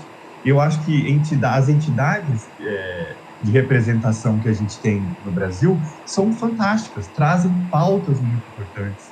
Elas trazem uma articulação que é realmente muito difícil, como o Igor colocou. Nós temos dezenas de entidades. Se a gente, em momentos de escassez de recursos, faz a mesma coisa duplicada, a gente está gastando mal os recursos que a gente tem. Então, a gente precisa de uma articulação nacional. Né? Esse é um dos nossos grandes desafios. Né? Eu fui um dos causadores do que o Gadelha diz em todas as palestras, do desaparecimento do GSIS. Né? Por quê? Porque em 2017 eu imaginei que a gente conseguiria ampliar a participação de um GSIS que era exclusivamente governo e, portanto, muito eficiente para articular as ações. Eu acho que esse papel eu nunca consegui fazer com que ele, de fato, exercesse naqueles breves momentos em que eu estive lá, mas eu tive a falsa ilusão de que eu conseguiria expandir o GSIS para ele ser um fórum de participação ampla da sociedade. Não tinha nem muita certeza de como ele poderia ser operacionalizado, com diferenças jurídicas de tomada de decisão. Mas era o pior momento da história do país, eu acho, para propor alguma coisa como aquela, e ficamos pelo meio do caminho. Né? Então, o GSIS hoje, ou o Fundo de Participação Social, existe no decreto, mas operacionalmente não se reúne, então, portanto, não tem resultado prático. E eu acho que talvez, dentro desse aspecto da regulação, o próximo passo, para retomar a pergunta que o Felipe fez lá no começo, o que a legislação precisa, o que a gente precisa para a política ser implementada? Hoje, precisamos melhorar a regulamentação do nível de decreto para uma lei. Daí para fazer um gancho de uma coisa que o Igor também colocou, que é o seguinte, qual foi o grande entrave que a gente teve para ter resultados positivos quando o cenário era positivo? Porque em momentos de calma e tranquilidade, os órgãos de controle não queriam assumir o risco conosco. E daí hoje, infelizmente, eu tenho vontade de voltar a Brasília e ir lá para o Tribunal de Contas e falar, tá vendo? Né? Tudo aquilo que a gente falou para vocês está aqui, né? Vocês acham que a culpa é do executivo, mas não é do executivo, a culpa é de vocês, no órgão de controle, que não deixaram a gente fazer, né? Mas eles devo dar o braço a torcer também, nesse meio do caminho, eles se prepararam melhor, estão começando a fazer, né, uma discussão interna para as encomendas tecnológicas. Eu acho que então isso a gente tem que aproveitar, mas que, de certa forma, ele não falta nada, falta persistência. O que a gente precisa no Brasil é persistência. A gente terá problemas de novo daqui a 10 anos, daqui a 15 anos, daqui a 20 anos. As grandes crises de saúde existem. As soluções já foram dadas. O que a gente tem que fazer é gestão, é executar, chegar até o fim, avaliar e replanejar. Então, eu acho que o setor de produtos para a saúde é um setor que tem muito a crescer. Tem as características, como já foi colocado aqui antes, eu já disse isso também, a porta para a saúde 4.0 é o setor de produtos para a saúde. A minha mãe foi a vida toda, e vários dos meus criadores, digamos assim, são profissionais do SUS de muito tempo. Então, eu acredito numa indústria de saúde que tenha a prevenção como foco, por exemplo. Então, eu prefiro que as pessoas gastem com um relógio que avisa ela que ela não está fazendo exercício suficiente, que ela vai infartar daqui a 10 anos, do que esperar essa pessoa estar entubada numa UTI que vai informar a família dela pela internet de que ela está entubada e viva na UTI. Né? A gente tem que descobrir aonde que está o valor do que a gente está defendendo. A beleza da saúde 4.0 está em que a gente pode propor um novo modelo de saúde. Né? Nesse novo modelo de saúde, na próxima pandemia para a Covid-19, nós vamos ser avisados nos nossos SMS do celular né, ou no WhatsApp, dizendo, olha, por favor, não saia de casa porque está circulando no seu quarteirão um novo vírus. E não teremos um lugar onde a gente vai ter 10 mil indústrias fazendo ventiladores e onde vai faltar depois benzil penicilina, como já faltou quando o Eduardo Jorge saiu ali, eu assumi, e a gente estava vivendo esse problema. Nós não podemos fazer um planejamento de longo prazo do país com base na crise do dia. Isso é fundamental. Desculpa interromper, agradeço a sua brilhante exposição. Por conta do nosso tempo, vou passar diretamente aqui a palavra para o Eduardo. Eduardo, agradeço igualmente a você por ter aceito, né, nosso convite, recém-chegado aí ao Brasil novamente. Imagino que está cheio de atividades. Você esteve à frente não só do DECIS, mas também da CEGIMS, a Coordenação Geral de Equipamentos e Material de Saúde, tão falada aqui por alguns anos. Pude conviver com você, assim como o Rodrigo, à época como consultor da OPAS, depois do MOPS, fazendo cooperação no Complexo Industrial de Saúde, plano de expansão da radioterapia. Na sua perspectiva, o que o país pode fazer para estimular e atrair investimentos para desenvolvimento e fortalecimento da indústria local em pesquisa, desenvolvimento e inovação? Como garantir segurança jurídica? Como estabelecer políticas de preços atrativas em um cenário que tende ao controle de mercado? E aqui eu coloco uma preocupação de muitas das vozes associadas, que são empresas globais, mas que têm grandes fábricas aqui, e que essas fábricas são hubs produtivos para abastecimento, muitos deles não só regional, né, América Latina, como Sul, mas algumas fábricas abastecendo outros mercados, inclusive. Como não fazer distinção de capital nesse momento, mas, ao mesmo tempo, garantir a soberania produtiva dentro do país, mas contando com capital externo também. E principalmente atraindo investimentos no momento onde a projeção aí para a nossa economia é tão ruim. Bom, boa noite a todos. Primeiramente, queria agradecer ao Fernando e ao Felipe pelo convite, aproveitar para parabenizar a ABMED pelos 24 anos de fundação, cumprimentar o professor Carlos Gadelha, né, o nosso grande mentor e formulador das políticas do Complexo de Saúde, o colega Igor Calvé, que ombreamos aí batalhas nas ações do Complexo, e cumprimentar também o Rodrigo aí, que teve um papel importante na construção e na continuidade da agenda. Eu queria fazer alguns comentários bem rápidos, né, um pouco daquilo que os meus predecessores comentaram, né, só para dar algum dado curioso para vocês em relação à questão da complexidade tecnológica, da importância de cadeias produtivas, né, e às vezes crises globais são uma oportunidade chave para a gente poder desenvolver isso. Vou dar um exemplo dos Estados Unidos da América, que, como o Gadelha colocou e o Igor colocou, são um dos grandes exportadores de tecnologia do mundo, né? Ao final da Segunda Guerra, em 1945, 85% de toda a produção industrial do mundo estava nos Estados Unidos. E quando você olha no curto período de tempo que isso foi desenvolvido, uma grande preocupação em torno dessa cadeia para viabilizar esse adensamento industrial que teve na América ao final de 45, é uma coisa que a gente esquece, né? Que é a questão da tecnologia industrial básica. Questões metrológicas, questões de qualidade, questões de padrão, questões de saber fazer coisas, né? Eu acho que o segredo é esse, né? O que a gente vem observando no setor como um todo, né? Não só no Brasil, mas em outros nichos de mercado interessantes, é que desde mais ou menos meados da década de 90, né?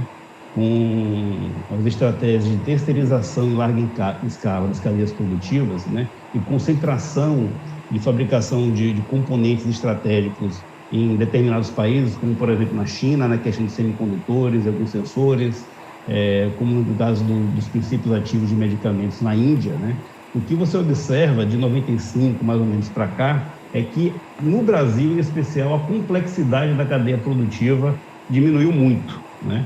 Você tem hoje algumas empresas que ainda fazem produtos, desenvolvem produtos, constroem produtos, mas cada vez mais essas empresas trazem aí o CKD ou SKD desse produto para poder praticamente montá-lo no Brasil. Então, isso é um problema recorrente e fica muito latente hoje na questão dos equipamentos necessários aos cuidados dos pacientes com Covid-19. O que a gente observa nessa cadeia como um todo hoje não é falta de registro de ventilador. O Anvisa, nos últimos 60 dias, liberou mais de 100 registros de ventiladores pulmonares, né? não falta, digamos assim, uma sensibilidade do regulador em relação a flexibilizar algumas coisas. Então, acho que o que a gente está enfrentando em relação à falta de suprimentos como um todo é falta de partes, peças, componentes, em especial sensores e transdutores. Na área de equipamentos médicos, principalmente os equipamentos diagnósticos, seja na parte de monitorização, seja na parte de kits diagnósticos, se você não domina o conhecimento em sensores e transdutores, você basicamente monta computador. Tá? Então, um grande segredo é isso. Eu acho que é isso, ao longo dos anos, a gente vem perdendo esse conhecimento, desagregando esse conhecimento de dentro das empresas, principalmente, tá? E isso foi reduzindo, consequentemente nossa complexidade produtiva no país. Eu só queria fazer um comentário rápido aqui em relação ao Calvert, né, que ele falou em relação à questão, é uma abordagem que acho que as empresas do mundo todo estão fazendo no processo de reabertura, né? Eu tive hoje aqui numa loja, você entra, é abordado na loja, passa lá o álcool gel na mão e você tem uma pessoa medindo sua temperatura com sensor infravermelho, tá? E aí, comentando um pouco dessa estratégia que o Calvert colocou em relação ao kit para pacientes assintomáticos, eu acho que esse é o caminho. Esse é um ponto-chave fundamental para se fazer uma reabertura segura. Porque termômetro, gente, você está com febre, precisa ir para o outro, está com febre, tomou antitérmico, vai bolar o sistema e você vai enganar o termômetro. Então, a forma mais efetiva de você monitorar é realmente fazer um teste em paciente.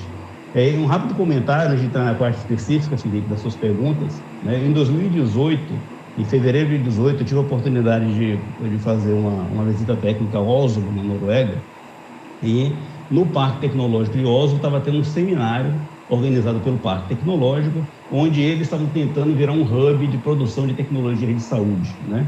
E naquela época já estava se discutindo o Brexit, a saída do Reino Unido da União Europeia, e já estava começando uma disputa nos países europeus em quem iria assumir a Agência de Regulação de Medicamentos, a EMEA. E o representante da Dinamarca, nessa conferência que estava acontecendo, colocou um modelo que eles estavam estruturando no país para poder ter uma ação coordenada para se discutir o fomento a uma indústria da área da saúde e consequentemente, a atração da Agência de Medicamentos, que era muito semelhante ao G6, tá? Que era um comitê que tinha órgãos centrais de governo que, de alguma forma, catalisavam ou inibiam a política na área da saúde e também com a participação da sociedade civil organizada. Agora, voltando ao setor de equipamentos e materiais de saúde, setor de produtos médicos, ou produtos para a saúde, como é denominado pela Anvisa, a grande característica desse setor é sua multidisciplinaridade. Tá? Não adianta você querer fazer um determinado dispositivo médico só o engenheiro, ou só o médico, ou só o odontólogo, ou só o físico. É uma equipe multidisciplinar e que geralmente não aborda só a tecnologia em si. Tem que ter como foco não o resultado tecnológico, e sim o resultado para o paciente, o resultado para o médico, o resultado para o usuário. Isso é chave.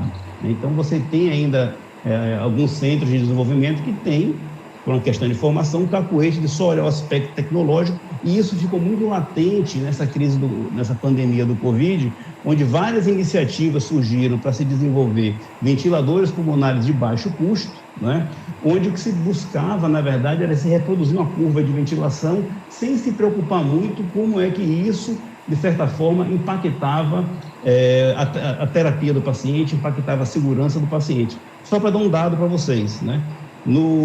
Em eventos adversos, nos últimos 4 anos, nos Estados Unidos, envolvendo ventiladores pulmonares, eventos adversos que tiveram algum certo dano ou colocaram o paciente numa situação de perigo muito grave, foram 12 mil eventos adversos. Então, não é uma tecnologia inócua.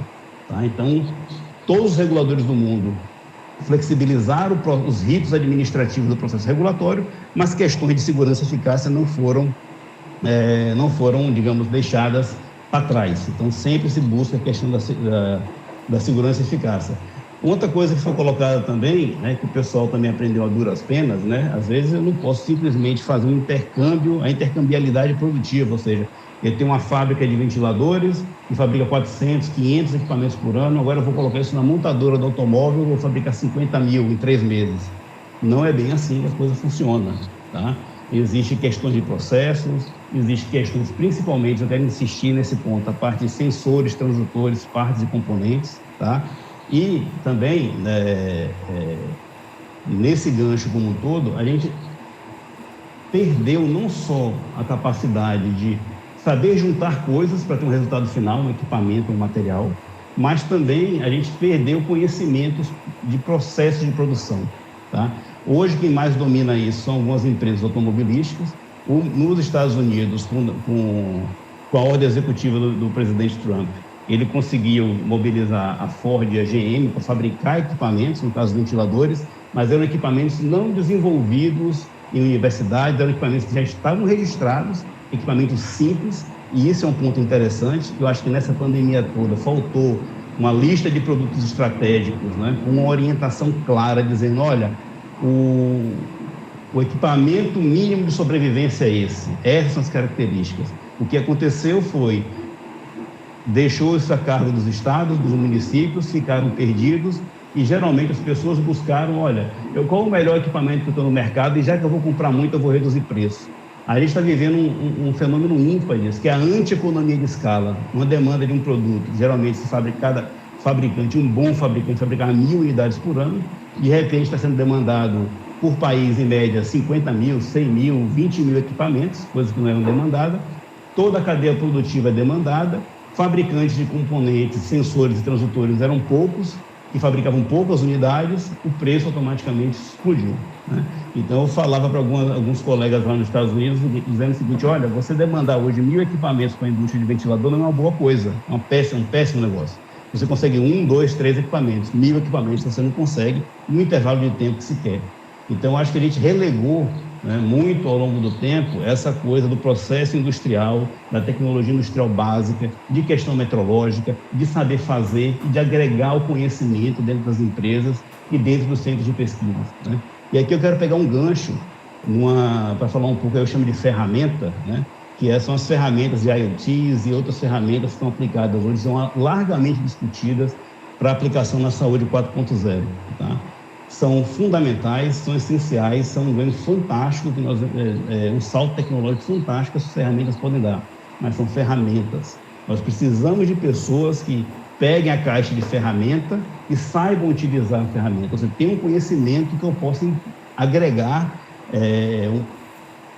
uma nanotecnologia, uma internet das coisas, eu posso agregar software, mas assim, ferramentas. Se você simplesmente desenvolve um sistema para conectar monitores de UTI e simplesmente coletar informações sem saber o que vai fazer com essa informação para tomar uma decisão de, olha, eu posso otimizar o leito dessa forma, eu posso controlar melhor o paciente dessa forma, se não tiver inteligência por trás dessa ferramenta, a gente só vai gerar dado, e depois a gente não vai saber o que fazer com esse monte de dados, né?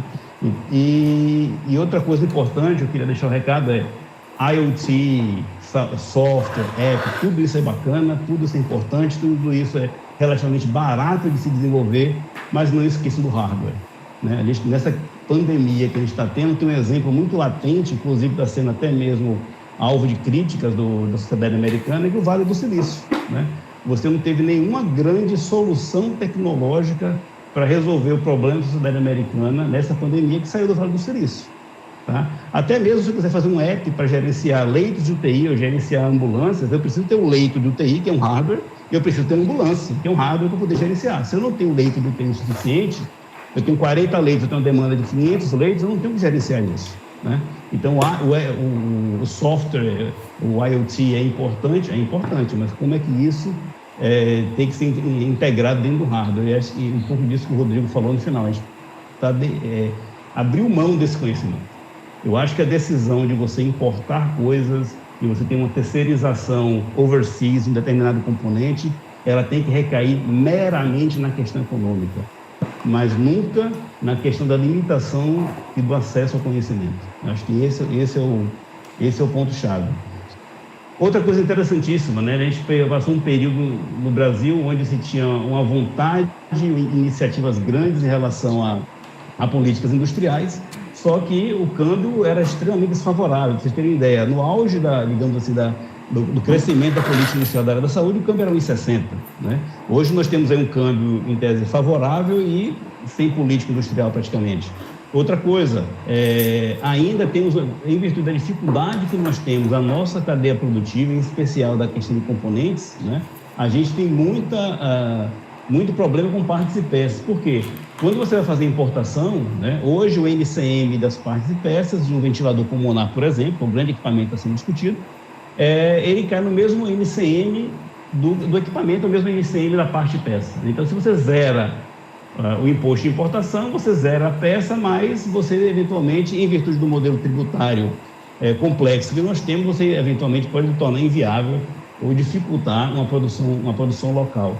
E nessa questão do preço, né, e eu sinceramente espero que o nosso país aprenda a lição depois desse triste episódio da pandemia do Covid-19 e do infeliz número de óbitos que nós estamos tendo no país, a gente aprende a lição de que a gente pode importar, a gente não quer fechar, a gente não quer fazer modelo produtivo dos anos 60, tá? Mas a gente tem que dominar a tecnologia, a gente tem que dominar o conhecimento. Eu tenho que ter a capacidade de, em determinado momento, se um componente me faltar, eu tenho que saber rapidamente reproduzir aquele componente aqui, ampliar a produção dele, nem que seja numa escala mínima disso.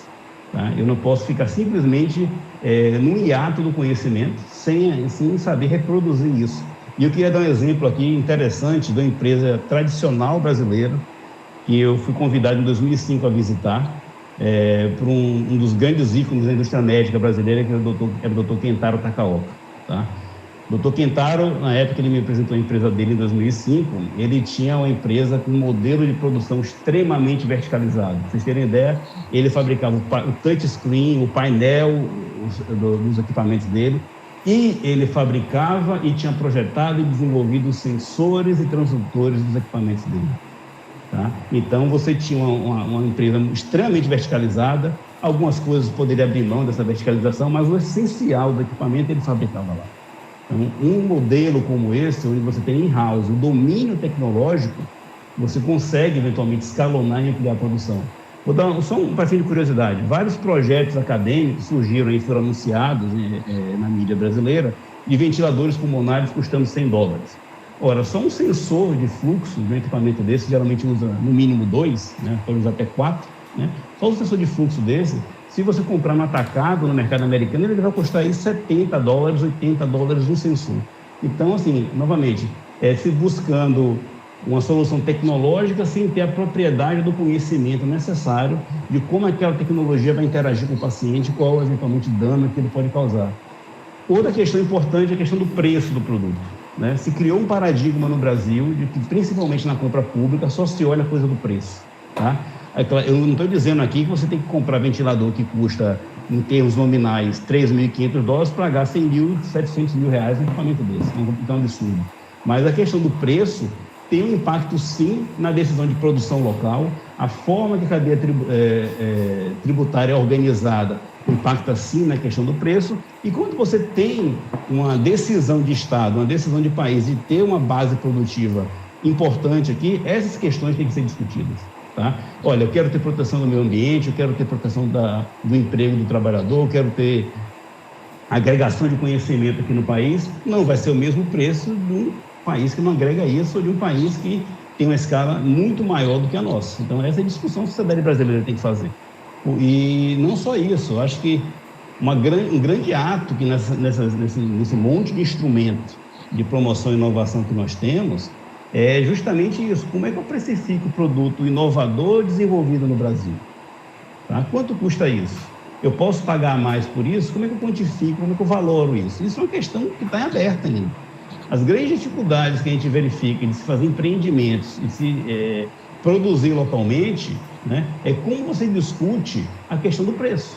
Como é que a máquina pública vai discutir o preço de um determinado produto, onde no mercado internacional, principalmente produto asiático, está custando, como no caso das máscaras faciais, custavam cerca de 7 centavos de real, isso aí a preços de outubro de 2019, e de repente eles estão sendo vendidos hoje a mais ou menos 40 centavos de dólar. De uma hora para outra isso explodiu, né? Ou seja, fica difícil para o comprador público, né, justificar isso, porque o preço de referência dele é lá de trás, né?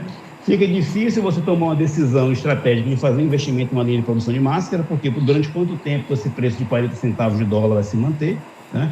Eu tenho um problema de matéria-prima que também explodiu em virtude da demanda. Então, eu acho que a questão do preço tem que se fazer uma discussão muito clara de como é que vai se precificar produtos fabricados no Brasil, principalmente aqueles produtos estratégicos ou que envolvam desenvolvimento de tecnologia local. Tá? Isso é uma questão sensível que ainda limita muito a discussão objetiva de se trazer investimentos para cá. Tá? Eu acho que o modelo das parcerias produtivas, nessa lógica de você ter um repositório tecnológico do conhecimento para a área de produtos para a saúde, principalmente naqueles componentes críticos, componentes sensíveis, é fundamental. O que a gente observa aí do início dos anos 2000 até hoje é que aquelas empresas brasileiras que ainda desenvolviam pesquisa no país foram basicamente desmontadas em suas ações de P&D. Né? E isso é um gargalo importante. Né? Muitas dessas empresas foram vendidas, toda a base produtiva foi desmontada, o P&D foi desmontado e o que ficou foi aí, digamos, a cadeia de distribuição, ou a marca, que era muito forte no mercado brasileiro. Então, no momento de crise, você precisa resgatar um conhecimento de produção de monitores, de ventiladores, de máscaras, de filtros. Onde é que está esse conhecimento? O conhecimento se perdeu. Então, acho que esse modelo das PDPs para a área de dispositivos médicos tem essa vantagem, digamos assim, você criar um repositório tecnológico do conhecimento que você possa replicar isso ao longo do tempo, tá? Mas tem uma dificuldade porque o paradigma, principalmente no Sistema Único de Saúde, desde a sua formação, era descentralizar as compras desses produtos, né? Eu tenho um entendimento de que muitas coisas você pode se fazer uma estratégia de se centralizar, inclusive no Ministério da Saúde foi feito um estudo à época, entre 2012 e 2013, na crise que nós tivemos dos COIs para o aneurisma. Um estudo foi conduzido pela Fundação Instituto de Administração, a FIA, onde ela mapeou os modelos, tinha proposta de centralização, de formas de centralizar todo o modelo logístico e principalmente, né, você tinha aí agregação de valor no país e mesmo com agregação de valor no país, com produção, você conseguia redução de preço da ordem de 30% ao longo de 5 anos pela uma reorganização do processo de compra. É um desafio tremendo, não é uma questão fácil. O Rodrigo sabe bem disso, o professor Gadeira sabe bem disso, o Calvé sabe bem disso. Você esbarra com a quebra de paradigma, digamos assim, em muitas igrejas, né, que estavam fundamentadas há séculos, né, e você, no rompimento do paradigma, mexe em interesses, né? E você tem que ter uma resiliência muito grande para poder enfrentar esse desafio. Agora, que é extremamente viável, tá? E só um parênteses aqui, né, já finalizando a minha fala, nós temos hoje no mundo todo os principais blocos econômicos discutindo objetivamente, né, reduzir a dependência da China em relação a essa tecnologia da área da saúde. Não é a última pandemia que o mundo vai passar, né? Eu lembro que esse cenário que nós estamos tendo hoje para a Covid-19, um estádio de futebol sendo transformado em leitos de UTI, isso foi discutido no âmbito do governo federal em 2003, no âmbito da pandemia da SARS. Eu estava na Anvisa na época, e o cenário que nós estamos vivendo hoje com a Covid-19 é o que tinha sido desenhado no mundo em 2003. Passou a SARS, depois veio a gripe aviária, depois veio a gripe suína, depois a crise dos líquidos, chikungunya, e não se teve uma demanda de UTI, de equipamentos, de médicos como esse. Então, o brasileiro foi se acostumando com isso. Eu acho que a gente baixou a guarda depois da terceira pandemia e nós não tínhamos nenhuma estratégia como um país de como abordar esse tipo de coisa, né? Então, eu acho que, sinceramente, a gente aprende a lição, né? Eu acho que eu vi um dado interessante esses dias em que temos mais ou menos 1,5 milhão de vírus desconhecidos ainda no mundo, né? Vírus ainda que estão em áreas silvestres, que não tiveram contatos com humanos. Então, a chance de se ter outra pandemia e outras crises de saúde pública são reais. E como é que a gente pensa uma solução técnica para isso é a chave fundamental do sucesso. Obrigado. Muito obrigado. Nós avançamos um pouquinho o nosso tempo. Grande parte das perguntas que nós recebemos aqui, elas foram respondidas das falas dos senhores, de modo que eu vou passar para as últimas considerações na ordem de apresentação, começando pelo professor Gadelha, e, ao fim, o Fernando Silveira, nosso presidente, para os agradecimentos finais. Muito obrigado da minha parte, e seguimos.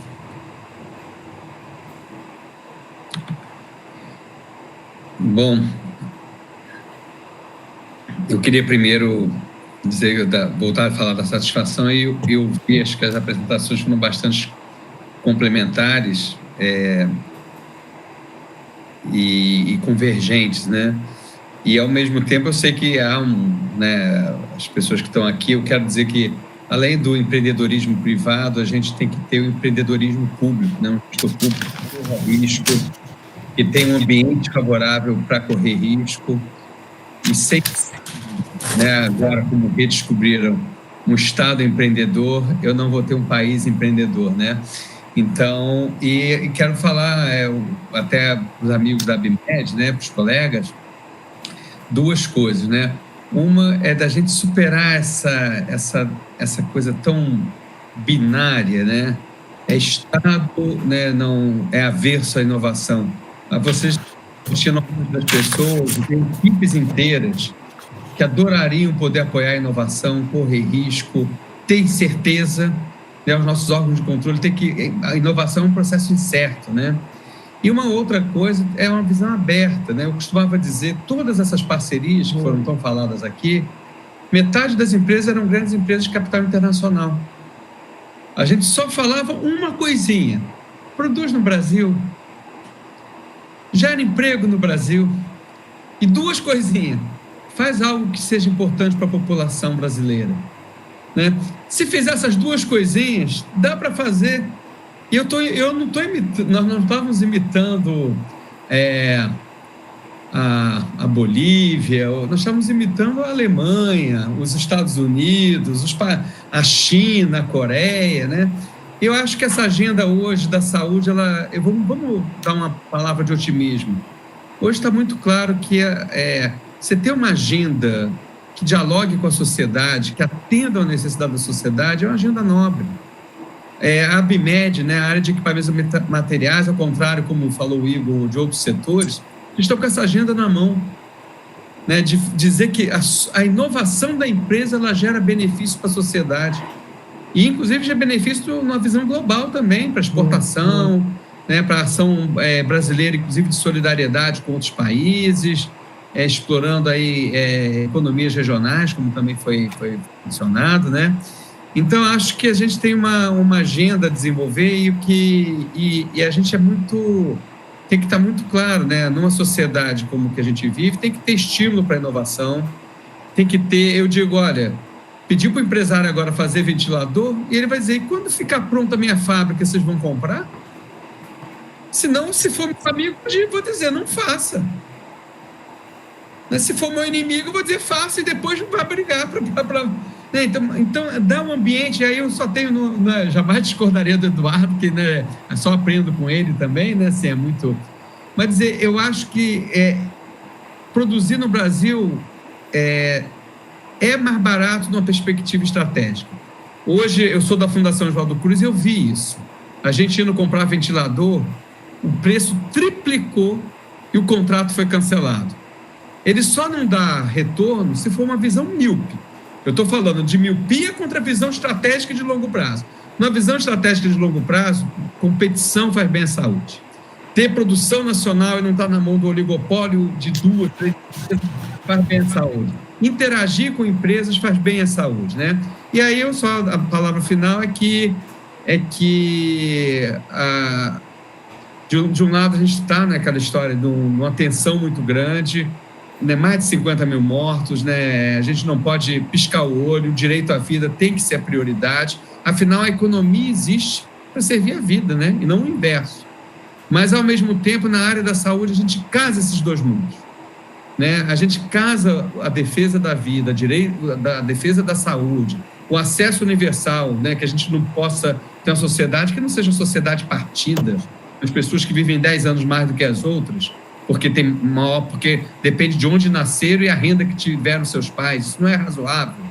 Mas, ao mesmo tempo, isso gera oportunidade de investimento, de inovação e de rentabilidade. A área de equipamentos e dispositivos materiais tem essa bola quicando na frente, né? Eu acho que a gente, numa perspectiva estratégica, não ficar nos ganhos de curto prazo que passam com o vento, né? Tem um nome em inglês aí bonito para isso, né? Que passam com o vento. Mas, numa perspectiva estratégica, eu acho que talvez tenha chegado a hora dessa indústria. fazendo esse diálogo com o sistema de saúde, um sistema único de saúde, que é onde vai estar o mercado principal que pode ser garantido, né? E, ao mesmo tempo, o diálogo com a inovação e com os desafios do futuro.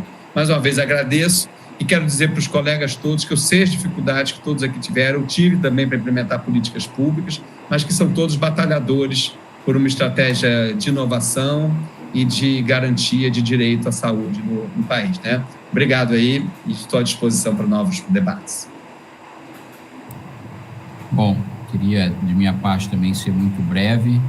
Isso que o professor Gadelha acabou de nos dizer é verdade, nós ombreamos todos juntos aí, eu acho que, e nós, pelo menos os que estão aqui nessa sala, assim, ombreamos no setor público e ombreamos com o setor privado em prol de uma estratégia de saúde ou de acesso à saúde via tecnologia, via indústria. Duas coisas muito rápidas, apenas para acabar. Uma mensagem à ABMED, já de agradecimento, mas a todo o setor produtivo de equipamentos médicos. A notícia é que a saúde voltou à agenda. Se por algum tempo a discussão sobre indústria de saúde saiu, ela acaba de voltar. E por uma razão muito simples. Todo tipo de política pública é fruto de tempo e de espaço. É o que o Eduardo Jorge falou, na época que o câmbio era desfavorável, nós tínhamos uma política industrial, na hora que o câmbio é mais favorável, nós não temos. É fruto de tempo e espaço. Hoje, infelizmente, em virtude da pandemia, voltou-se à agenda. Então, é tempo e espaço, e é assim que as coisas funcionam. Coisas que eu nunca pensei fazer há 2 anos atrás, eu estou tendo que fazer hoje, porque foi a época em que isso foi possível de acontecer. E, dito isso, é o momento de aproveitar essa oportunidade, tanto no setor público quanto no setor privado, extrair ao máximo em benefício, óbvio, do país. E a segunda mensagem é essa interconexão, essa interdependência entre setores, entre tecnologias e plataformas é também uma das características, uma tendência que veio para ficar. Inovação, inovação, inovação, veio para ficar e é isso que eu tenho a deixar para todos vocês. Então, muito obrigado também pela oportunidade, a todos os debatedores, Rodrigo, Eduardo, Carlos, Gadelha, e obrigado também Felipe e Fernando. Bom, eu agradeço muito a participação, para mim é um prazer inenarrável poder participar de uma discussão desse nível, e eu acho que ela deve ser permanente. Então, acho que uma das coisas que o Gadelha colocou nós precisamos de uma agenda. A ABMED tem uma agenda clara que tem defendido, eu acho que ela tem um potencial muito grande, né? A gente não precisa mais convencer a sociedade da importância dos produtos e materiais para a saúde, está patente em todos os lugares, então a gente não pode perder essa mobilização. A gente tem que pensar no que vai acontecer no Brasil daqui a 10 anos, daqui a 20 anos, daqui a 30 anos, e isso depende basicamente da sociedade. Acho que estaremos melhores daqui a 30 anos do que estamos hoje, mas depende da gente continuar aí ombreando essa batalha todos os dias. Então, agradeço muito. Fernando, Felipe, Carlos, Eduardo e Igor, muito obrigado e até a próxima.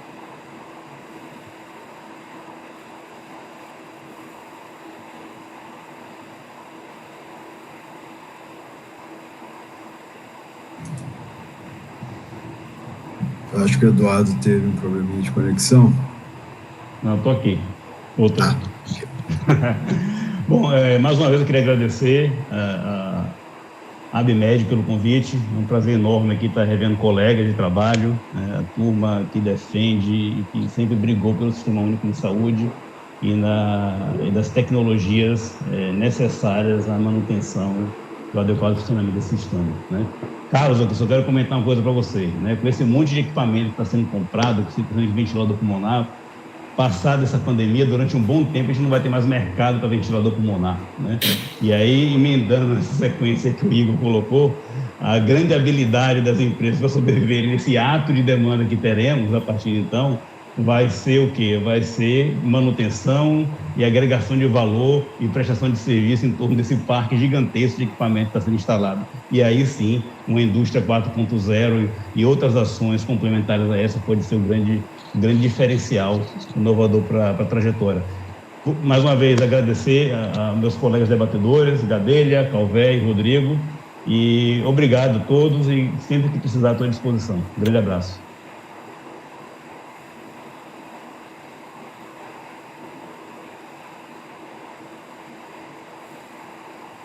Bom, eu queria então, antes de agradecer, eu só queria fazer um comentário. Magníficas palestras, pontos muito bem fundamentados, trazendo conhecimento. Acho que para todos que estão nos acompanhando até agora, deve ter sido extremamente enriquecedor. Eu, antes de encerrar, eu só gostaria de deixar uma última reflexão, talvez uma provocação, uma fala subjacente em todas as falas dos senhores, passou claramente pela questão das cadeias de abastecimento globais. E quando a gente fala de cadeias de abastecimento globais, a gente tem que imaginar que o Brasil tem que ser um player importante nisso, né? A gente tem que pensar no Brasil inserido nas grandes rotas internacionais de negócio. E para que isso aconteça, nós temos que levar em consideração alguns aspectos fundamentais. Questão da inovação, nós temos uma defasagem bastante grande e ocupamos um lugar no ranking de inovação não muito nobre nesses últimos anos. Por outro lado, para que essa inovação ocorra, ela depende fundamentalmente de alguns fatores, né? Obviamente, acesso a tecnologias, acesso a mercados, a inserção nesses mercados, mas fundamentalmente ela depende de reciprocidade.